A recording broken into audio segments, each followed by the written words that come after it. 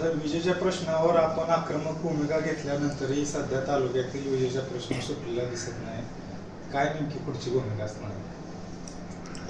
नमस्कार. टॉक 18 व महर्षी डिजिटल न्यूजच्या वतीनं आपण घेत असलेली ही मुलाखत अत्यंत महत्त्वाची आहे. देशामध्ये सगळ्यात प्रगत असणारं राज्य हे महाराष्ट्र आहे आणि महाराष्ट्रामध्ये या मूलभूत जे लोकांच्या अपेक्षा आहेत यामध्ये ही वीज आहे. पण गेल्या 1.5-2 महिन्यापासून या महाराष्ट्रामध्ये ज्यावेळी गरज असते त्याचवेळी संध्याकाळी 6 ते 10 या वेळेमध्ये लाईट घालवली जाते. प्रचंड उन्हाळा आहे, उष्णतेची लाट आहे आणि अशा या परिस्थितीमध्ये महाराष्ट्राबरोबरच याही तालुक्यामधली लाईट घालवली जात होती. गेल्या 25 दिवसापूर्वी मी आंदोलन करून ही लाईट काही अटी व शर्तीच्या अधीन राहून या तालुक्यामधल्या शेती पंपाच्या फिडरमधून सिंगल फेज लाईट सोडणं ही व्यवस्था करण्यात आलेली होती. 30 अँपिअरपर्यंतचा लोड टिकेल असे सगळे एजी फिडर म्हणजे जवळजवळ 99 पैकी 84 फिडरवरती ही लाईट होती. परंतु गेल्या 2 दिवसापासून ही लाईट तालुक्यामध्ये टप्प्याटप्प्यानं बंद करण्याचा निर्णय या अधिकाऱ्यांनी घेतलेला आहे. सातत्यानं मी या अधिकाऱ्यांच्या म्हणजे पाठपुरावा करत होतो. अधिकारी वारंवार सांगायचे मला दबाव आहेत, आम्हाला हे चालू ठेवता येणार नाही. परंतु या तालुक्याचा प्रतिनिधी म्हणून ते माझं कर्तव्य होतं. मी जरी सत्ताधारी पक्षाचा आमदार नसलो किंवा सत्तेमधला आमदार नसलो तरीसुद्धा या महाराष्ट्रामध्ये लाईट राहणं ही अत्यंत महत्त्वाची गोष्ट आहे. महाराष्ट्रापेक्षा कितीतरी अशी राज्य आहेत की त्या ठिकाणी 24 तास लाईट दिली जाते. 300 युनिटपर्यंत घरातली लाईट मोफत दिली जाते. शेतीची लाईट ही सकाळी 9 ते संध्याकाळी 5 या वेळेमध्ये दिली जाते. आणि मग हा महाराष्ट्र आपला प्रगत कसा? आणि चालू केलेली लाईट आम्ही 30 मेगावॅटपर्यंतच वापरा. मी शेतकऱ्यांना आवाहन केलं होतं. सगळ्या जे शेताभातामध्ये काम करणार ह्या प्रत्येक घटकाला त्या ठिकाणी सांगितलेलं होतं की तुम्ही घरातला फक्त TV, फॅन, लाईट आणि धारा काढण्याच्या मशीन व्यतिरिक्त तुम्ही हीटर वापरू नका, गिझर वापरू नका, कडबाकुटी मशीन वापरू नका. हे धारांतर तुम्ही वापरा. आणि लोकांनी ऐकलं होतं.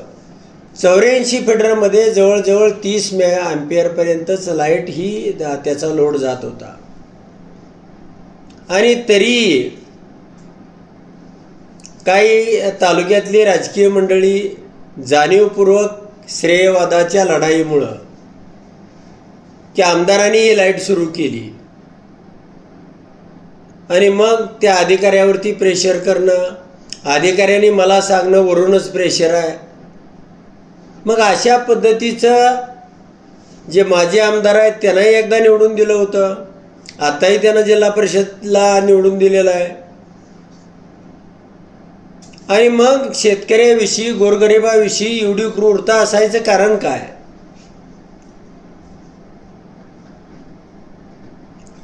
मी एखादं चांगलं काम केलं असेल, श्रेय जात असेल समजा, यापेक्षाही चांगलं काम तुम्ही अजून करा. सरकार तुमच्या हातामध्ये आहे. अनेक यापेक्षा श्रेयवादाची कामं करू शकता. आणि तुम्हाला श्रेयच घ्यायचं असेल सगळ्यात शेवट, जर या गोरगरीब माणसाची, शेतकऱ्याची पिळवणूकच करायची असेल, त्यांना तुम्हाला वाटत असेल रात्रीचं डासानं फोडावं, लहान मुलं तडपडून त्या ठिकाणी गुदमरून राहावीत,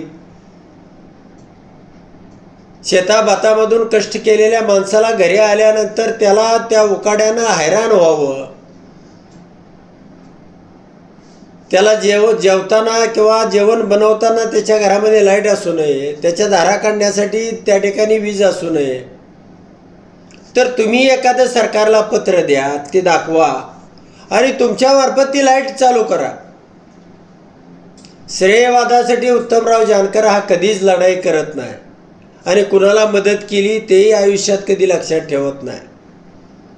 कायम राजकारण करणं हा माझा धंदा नाही आणि या राजकारणाची मला गरजही नाही. गेली 40 वर्ष मी आमदार नसतानाही सामान्य माणसासाठी याच पद्धतीनं लढाई करत होतो.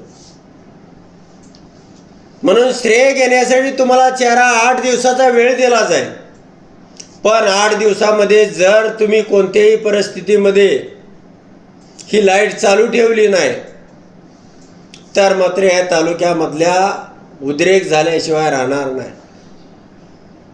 प्रत्येक रानावनातला मनुष्य आंदोलनामध्ये सहभागी होईल. 8 दिवसानंतर आंदोलन पुकारलं जाईल. महाराष्ट्रामध्ये काय परिस्थिती आहे आम्हाला त्याचं काही घेणं देणं नाही. आम्ही विजेचं कनेक्शन घेतलेलं आहे, आम्ही त्या ठिकाणी लाईट बिल भरतोय, आम्ही फुकट मागत नाही. आणि जर असं असूनही आमच्याकडे मीटर आहे, आमच्याकडं त्या ठिकाणी विजेचं आम्ही लाईट बिल देतोय आणि असं असूनही तुम्ही जर लाईट देत नसाल तर मात्र आम्ही थांबणार नाही. हे आंदोलन महाराष्ट्रातली एक उद्रेकाची सुरुवात या माळशिरस तालुक्यामधून होईल. आणि म्हणून मला या तालुक्यातल्या जनतेला सांगायचं आहे, मी तुमच्यासाठी सातत्यानं म्हणजे पायऱ्यावर बसलो, विधानसभेमध्ये प्रश्न विचारला तरी हा प्रश्न सुटत नाही म्हणल्यानंतर मी वीज बोर्डाच्या ऑफिसवर चालून गेलो. आपल्याला लढावं लागणार आहे, आपल्याला एकजूट व्हावं लागणार आहे आणि त्याशिवाय जे कुणी या तालुक्यातल्या या शेतकरी वर्गासाठी, कष्टकऱ्यासाठी यांचा विकृत दृष्टिकोन आहे किंवा यांच्या मनामध्ये या तालुक्याविषयी जी घृणास्पद भावना आहे ही आपल्याला मोडून काढावी लागेल. म्हणून मी विरोधकांना सुद्धा आवाहन करतोय की तुम्ही यापेक्षाही चांगली कामं करा. आणि वीज हे रेग्युलर ह्याच्यामध्ये श्रेयाचं काय आहे? वीज देणं हा प्राथमिक अधिकार आहे. अरे आमदार म्हणून मी त्यामध्ये पुढाकार घेतोय, हे काय गैर आहे? आणि तुम्हाला गैर वाटायचं कारण काय आहे? म्हणून मी तुम्हाला 1 आठवड्याभराची मुदत देतोय. तुम्हाला जे काय करता येईल ते करा आणि वीज सुरळीत करा. श्रेय तुम्ही घ्या, पुन्हा एकदा सांगतोय. पण जर असं झालं नाही, केवळ जानकरांना श्रेय मिळतंय म्हणून ही लाईट बंद, हे मात्र आम्ही सहन करणार नाही. कोणत्याही परिस्थितीमध्ये आम्ही लढू. आणि म्हणून तुमच्या माध्यमातून मला या तालुक्यातल्या जनतेला सांगायचं आहे की जे काय चाललेलं आहे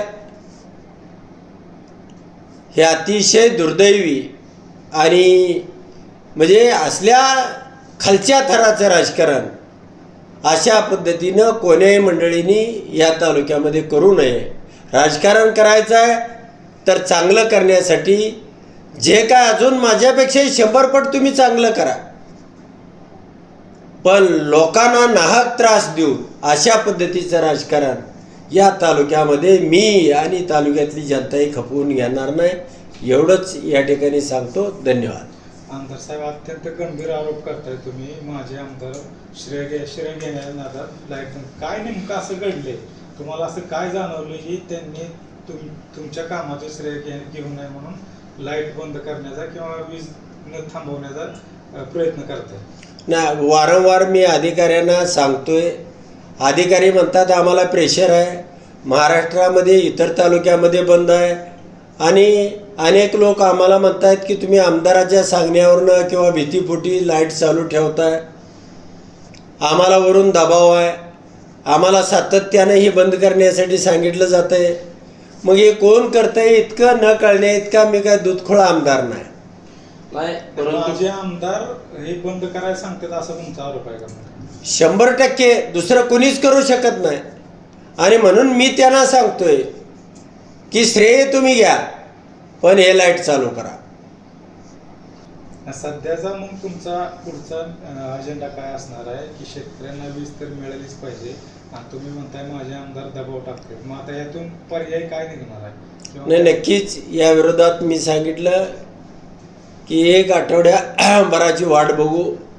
त्यानंतर मात्र या तालुक्यामधला ज्या ज्या माणसाला याच्या झळा बसत आहेत, 80% लोक आहेत तालुक्यामधले, सगळे काय गावात राहत नाही. 80% लोक वाड्या वस्त्यावरती आणि आपल्या शेतामध्ये राहतात. कारण त्यांना जरशा पाळायच्या आहेत, शेळ्या पाळायच्या आहेत, पिकं करायची आहेत, शेतामध्ये त्यांना राखण करायची आहे. आणि म्हणून सगळा वर्ग हा शेतामध्ये राहायला गेलेला आहे. आणि याच वेळेला ही लाईट नसणं ही किती भयानक आहे हा शेतकऱ्याचा मुलगा म्हणून त्याच्या यातना त्याची चटके मला त्याची जाणीव आहे. आणि म्हणून आठवड्यानंतर मात्र आम्ही ही लाईट सुरू करू. ही ताकद, ही लढाई या तालुक्यामधल्या या जनतेमध्ये आहे याची मला 100% खात्री आहे. पुढची लढाई फक्त महावितरण विरोधात असेल का माझ्या आमदारांच्या विरोधात पण असेल? नाही, दोन्ही. आम्हाला लाईट पाहिजे. आम्हाला माझे आमदार कोण आहे, अजून कोणी कोण आहे ह्याच्याशी घेणं देणं नाही. आम्हाला लाईट पाहिजे. वाट्यात असेल तर श्रेयाचं तुम्ही घ्या, पण आम्हाला लाईट पाहिजे. आणि कुणाला देत असाल कुणाला नसाल हे आम्हाला माहीत नाही. या तालुक्यामधल्या या शेतकऱ्यांना, या गोरगरीब माणसाला त्या ठिकाणी लाईट पाहिजे. धन्यवाद.